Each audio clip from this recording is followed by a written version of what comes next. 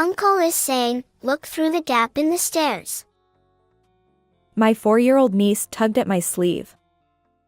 In front of me lies my husband, unconscious and still, on a hospital bed.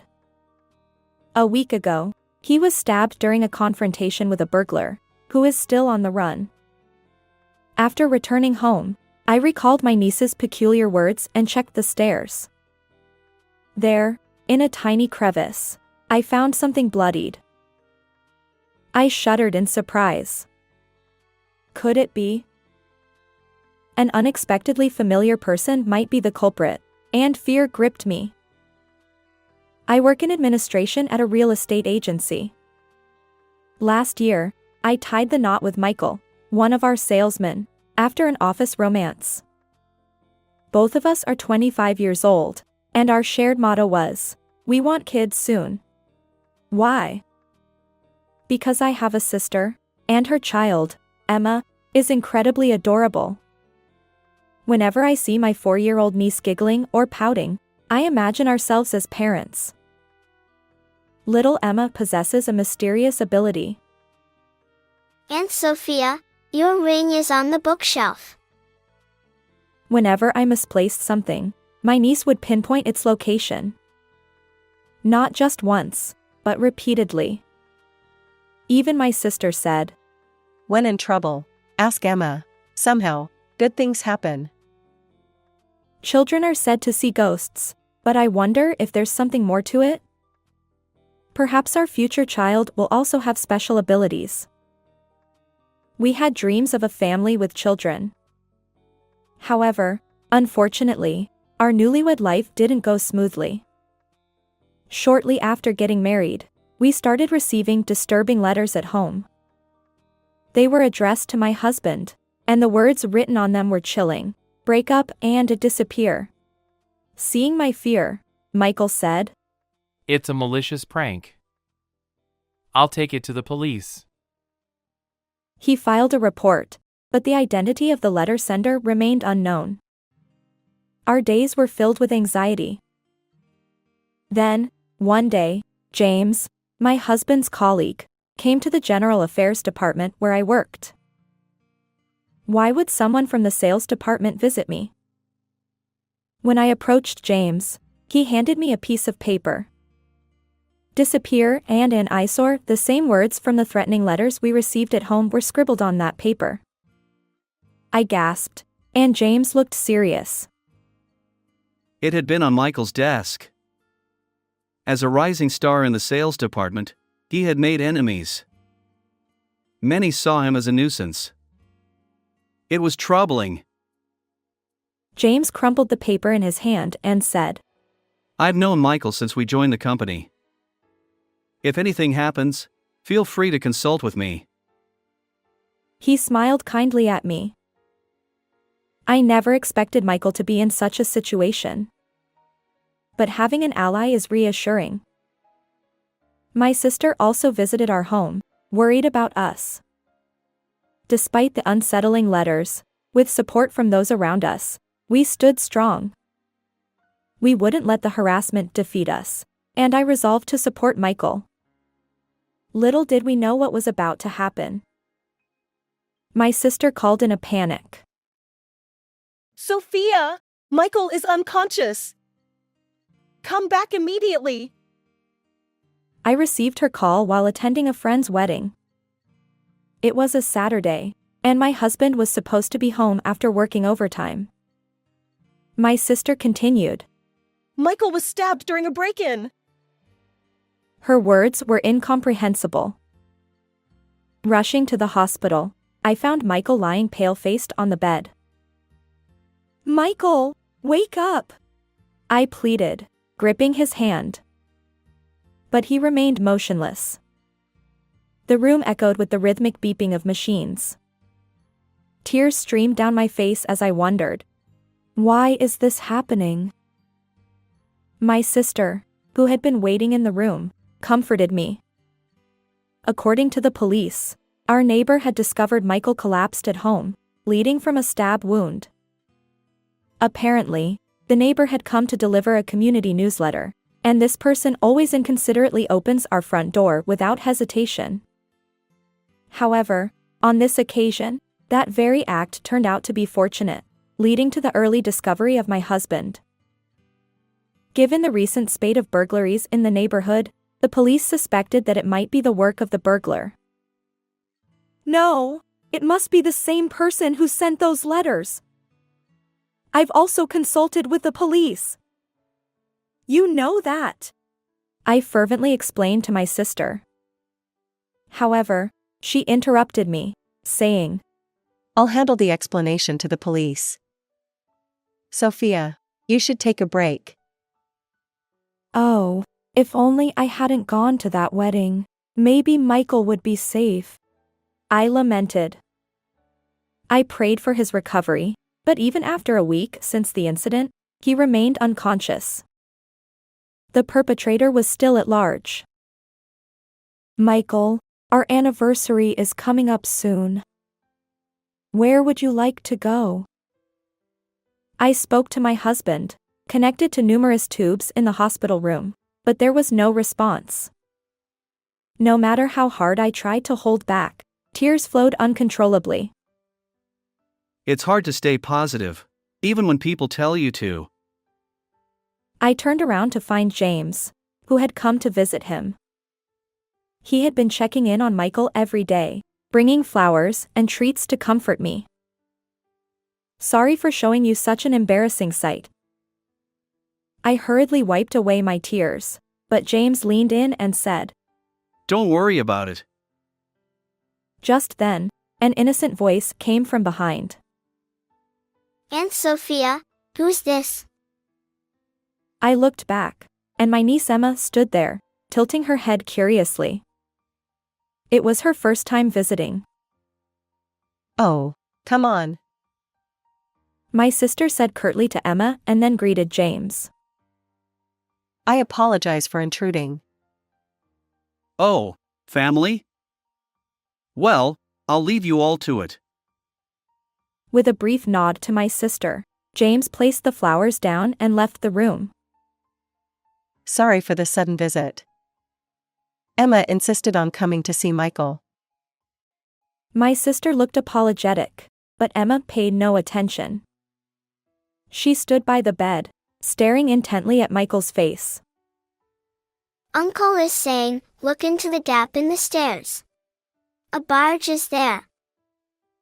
My niece suddenly blurted out a mysterious statement from behind. A barge? You mean those large ships that transport goods at the harbor? And it's under the stairs? However, my sister insisted. Emma might have something important to say. Look. She was dead serious. As we continued, visiting hours at the hospital passed, and my sister drove me home. Before parting ways, she said, Call me if anything happens. But seriously, was there really a gap under the stairs? I retraced my memories, unlocked the front door, and headed toward the staircase. During the incident, Michael had been found collapsed on the stairs, covered in blood. The police had collected evidence and cleaned up. Everything was already in pristine condition. Huh? There's a gap at the edge of the bottom step. I noticed a faint trace of red blood there. I shone my flashlight inside and saw something reflecting, glinting in the light. I quickly grabbed some tweezers and pulled it out. It turned out to be something unexpected. Huh? Isn't this a company badge? In our company, everyone wears a badge with the company logo as an employee ID. The familiar badge was dried, stained with a significant amount of blood. It must have been squeezed into the gap because of the blood. Come to think of it, the police mentioned an unnatural scratch on Michael's fingertip. Could he have pushed something into the gap? The hidden company badge might be a message from Michael indicating who the culprit is. I immediately called my sister. See? Something was found after all. Let's go together to report it to the police. As my sister bustled around on the other end of the phone, I heard my niece's voice. If there's no barge, you need later. It's troublesome for one person. Who's being a nuisance? What? Another riddle? Is this another clue related to the case? I leaned forward, asking, but all I heard from the phone was Emma's giggles. Emma had accurately guessed something about the space under the stairs, and I suspected this riddle held a clue to the perpetrator. I stared at the blood-stained company badge in my palm. Michael must have left a crucial clue in his desperate struggle, enduring immense pain until he lost consciousness. I won't let Michael's message go to waste. I'll catch the criminal. I vowed to uncover the cowardly perpetrator and seek revenge. Later, I promptly delivered the badge to the police and went to visit my niece. If there's no barge, you need later. It's troublesome for one person. Who's being a nuisance? Emma's words intrigued me. I asked her for more details. Hey, Emma, what does it mean when you say I need a barge later? It's later. Wait, you mean too late? Emma shook her head. No, not like that. I still puzzled. When you say it's troublesome for one person, who's being a nuisance? Are you talking about the number of people? Would 2 people be less of a nuisance? No, that's still too many. It's about being bothersome. My niece wears a smug expression, but the mystery only deepens. I have no idea what she's talking about. I was confused and let out a groan. My sister, equally puzzled. There must be some meaning to it. Despite her uncertainty, I decided to leave her house and head to a cafe to clear my thoughts. As I sipped my coffee and pondered, a man in a suit sitting at the adjacent table stood up, leaving his smartphone behind. Excuse me, you've forgotten your phone. He hurried back, relieved, and replied. Thank you. It's my work phone, and losing it would mean writing an incident report. At that moment, something clicked in my mind. Finally, the answer to the riddle became clear. I dashed back to my workplace. What followed was a whirlwind of events that revealed the truth. 5 days later, I found myself in a hospital room with my unconscious husband. It's been a while. Why did you take 5 days off work? I didn't see you at the hospital either. I was worried. James said during his visit. Ignoring the bouquet he offered, I looked him straight in the eyes and quietly asked, "Despite being so close to my husband that you visit him earnestly, why did you stab him?" James' face turned pale at my sudden accusation. What are you talking about? Isn't the culprit a burglar? He smiles kindly as always, trying to play it off. I take the blood-stained company badge I found under the stairs out of my pocket and show it to him. Is that our company's badge? The barge my niece mentioned wasn't a ship at the harbor. It referred to the company badge. "We've been receiving harassing letters at home. And my husband hid the company badge to reveal the culprit. The culprit isn't a burglar, it's someone close within the company." I look at James with conviction. You're not seriously suspecting me, are you? After all I've done to care for you. He reaches for my hand with a strained smile. I push away his hand and show him a copy of his disciplinary report that I found in HR. Emma's statement about needing a barge later meant needing the letter of apology to the company because he lost his badge. 2 days after my husband was stabbed, he wrote the incident report. Could that be Michael's company badge? His badge was properly at home. I swiftly dismissed his feeble excuse. James clenched his lips in frustration. But he wasn't giving up. James persisted.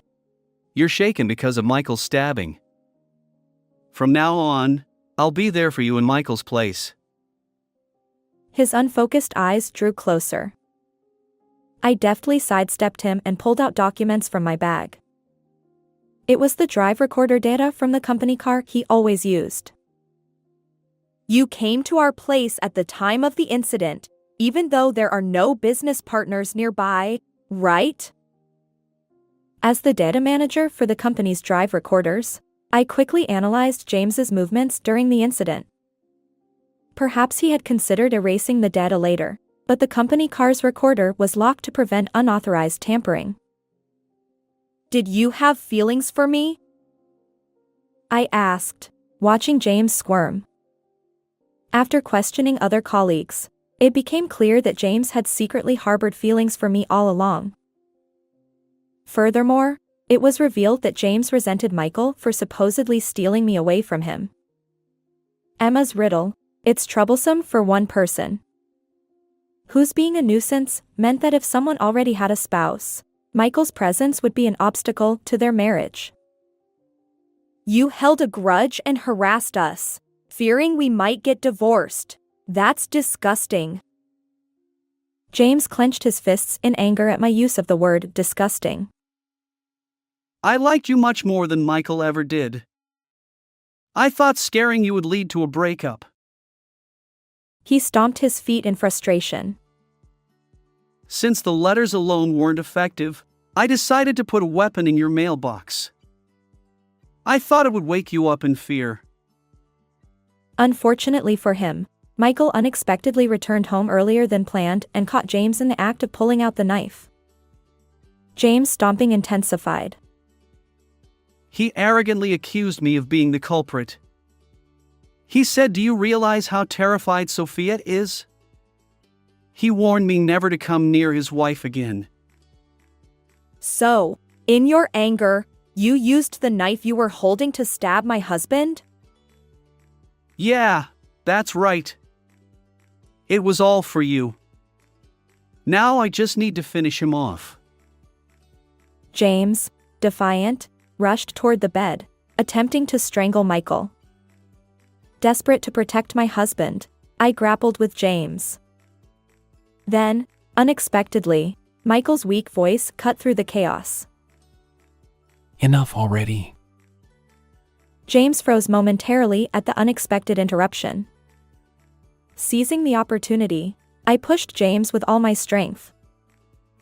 He crashed into the door with a loud thud, and the curtain he grabbed tore apart. The hospital staff rushed in, alarmed by the strange noise echoing through the halls. Call the police! I shouted. The staff gathered around, helping restrain James and making emergency calls. Later, when the police arrived and I explained everything, they took James into custody. He cried out in desperation. We were so close to being happy. What nonsense are you spouting? There was never any chance of happiness for you. I stared at James, pushing him away with a resolute tone. I've loved you all along. I really have. James continued to sob like a child. But his selfish claims held no sway. The only person I love is my husband. Stay away from me forever, I told him sternly. As James was led away by the police, he muttered. Later, Michael regained consciousness and testified against James, leading to his conviction. James would spend about 7 years behind bars. Michael demanded $15,000 in compensation. Even if James were released, losing his job would likely cause financial hardship. As for me, today I invited my sister and Emma over for lunch with Michael. As we sat around the table, my niece grinned and said, The new chair isn't just one, it's two. My husband and I exchanged glances. It seems I'm pregnant with twins. I'll need to visit the obstetrician soon. How did you find this story? Don't forget to subscribe to our channel. Until next time.